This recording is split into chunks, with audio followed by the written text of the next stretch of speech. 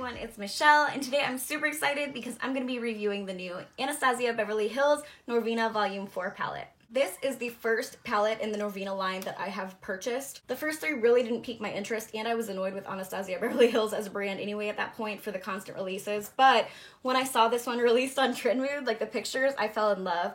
I will be honest, it's like my mind tricked me into thinking it was more purple heavy than pink heavy. That is not the case. It is very pink heavy, very few purples, but either way, I still bought it. I like that it had some glitters. It just looked like it had a nice variety, some nice neutrals. So what I decided to do, the last few days have been wearing it. I did 3 looks with it, including this monstrosity. We'll get to that in a minute. But I did do 3 looks with it. I figure we can go through, watch what I did on the eyes, and after the 3 looks, I will give you my final thoughts on the palette and if I think it is worth your money or not. So let's get into these eye looks. I wanted my first look to be with the more neutral shades, so I started out by going with shade D1. I just buffed it into the crease in the outer portion. Then I went in with shade A4. It's still warm tone. Again, buffed it all up into my crease. Then I took shade B5, which is a little more cool tone, but it actually worked with this look very well. Buffed it into the crease. And then I used shade D5 to deepen the outer corner of my eye. It is the probably, well, not the warmest, darkest shade in the palette, but second closest. I then took shade A5 on the inner portion of my lid. It doesn't translate, but it is a gorgeous shimmer. Then I took D3 and I put that on the outer portion of my lid and tried really well to blend them together the best I could. I ended up taking shade B1 just to tap right in the center to blend them together a little better. Then I took D5 on the outer corner. I smoked out the lower lash line with D5, again, that outer corner shade, and buffed it out with shade A4. And there you have the finished look, just a really warm tone, neutral eye. I think it's beautiful. For my second look, I really wanted to focus on the purples in the palette, so I started with shade C4. It took a long time to build up the pigmentation in this shade. It's a really pretty purple. I did end up switching to a larger brush though because it was taking forever and this was helping me cover more ground more quickly. I then switched to shade C5, which is definitely more pink than purple, but it worked really well with the purple shade and the two blended together really nicely. I just buffed that into my crease. Then I deepened the outer corner with shade E4. It's a really pretty burgundy and it blended really well.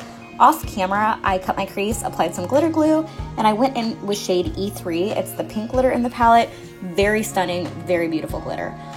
Then I just took shade D4 and tapped it into the glitter to blend, and then deepened the outer corner with shade E4 again. For my lower lash line, I started with shade E4, then I added shade C5, that closer to hot pink shade, and then smoked it out with shade C4, that light lavender shade.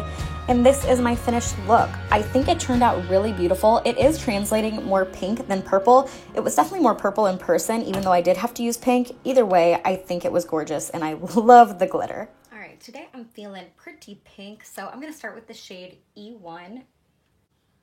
Oh, whoa, that's a lot brighter than I thought it would be. And that's okay. I'm thinking I wanna do some type of cut crease, so I'm gonna bring it pretty high. And oh my god, there's so much pigment and this brush is not the right brush. This is so powdery, it's just going everywhere. Oh my god. Right now I am just blending these edges out because it got out of control really, really fast. And I'm hoping I can save it and not have to wipe it off and start over. I don't know why, I think I was expecting it to have a slow buildup like that light purple shade, C4. That I used for my second look, and it does not. This one was pigmented right out of the jump. Okay, crisis averted. I kind of got that under control. Oh, I'm gonna go in with C2 next. I think I'm just gonna go really lightly. Yeah, there's a slight difference. This one's definitely more of a hot pink.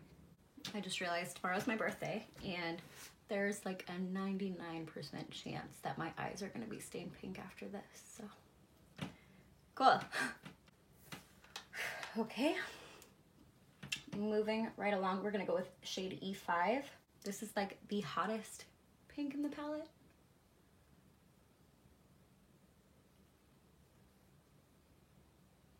Whew.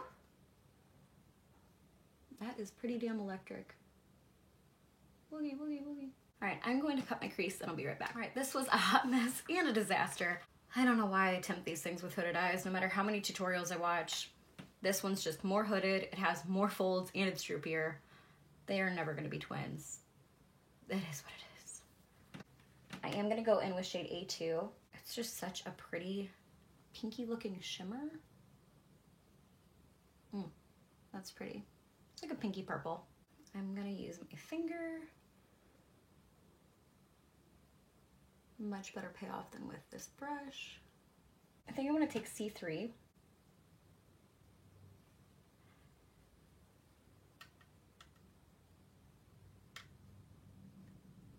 They're looking almost identical. I think I'm gonna play with the crease more for a second. I want to try to just make this a glitter cut crease because if I'm already going this far out of my comfort zone, might as well kick it up a notch.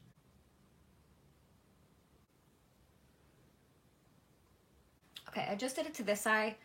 I used the glitter shade E2, the like whitish one, and it didn't go terribly. So now I'm gonna do it to this eye. All right, does it look sloppy and amateur? Yes. It's not great. It's not great. I need to do something else because that C3 shade I was trying to use in the tail end isn't working. Maybe I'll just go A1. Never mind. I'm gonna just go in with that initial A2 shade and just put it on the entire lid. Okay, this is looking pretty nonsensical. I'm gonna go do my face and I will be back to finish up the eyes. I'm back and funny story. I look like a crazy person. I sprayed my face before I put highlighter on. I never do that, and I did, and then I used Ofra Pillow Talk, which is already intense. I put it on, I look like the Tin Man right now. I look like the Tin Man with the world's worst eyeshadow. All right, let's do this. I obviously added some eyeliner.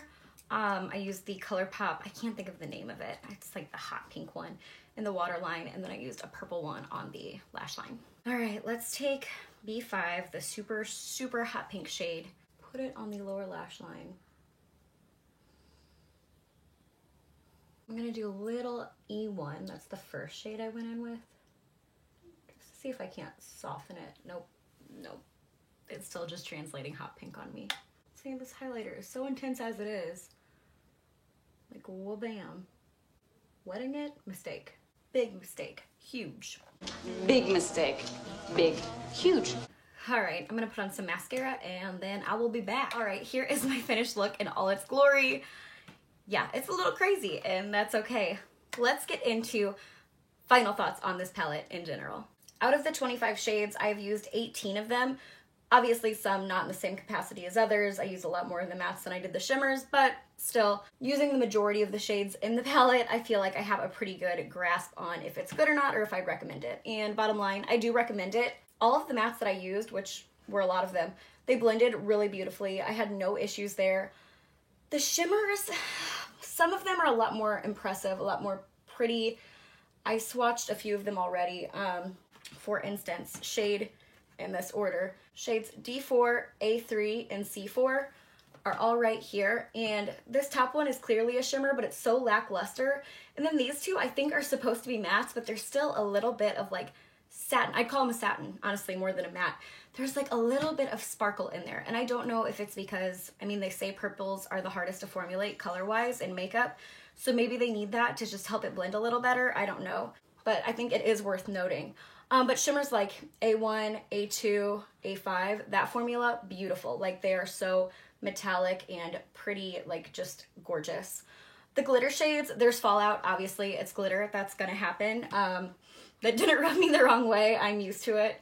Overall though, if you like the color story, obviously you can go very neutral, or you can do fun pinks and purples, obviously pink heavy, but there is some nice purple in there. And if you like glitter, these two are really good ones. The fallout wasn't dramatic, but it was there. I mean, there's no denying it was there. Glitter glue helped though. My first two looks I really liked. This look, not so much, but that's not the palette's fault. That's my fault. I took a few risks. They didn't pay off. Whatever. Can't wait to see what my husband thinks when he gets home. Holy hell. But yeah, overall, I would recommend this palette. I think it's really nice. And I know I'm going to keep having a lot of fun with it. Are you going to pick up the Norvina Volume 4? Did you already? What are your thoughts overall on the Norvina line? I really would like to know in the comments below. But as always, thank you guys so much for watching. I love you guys so, so much, and I'll see you later. Bye!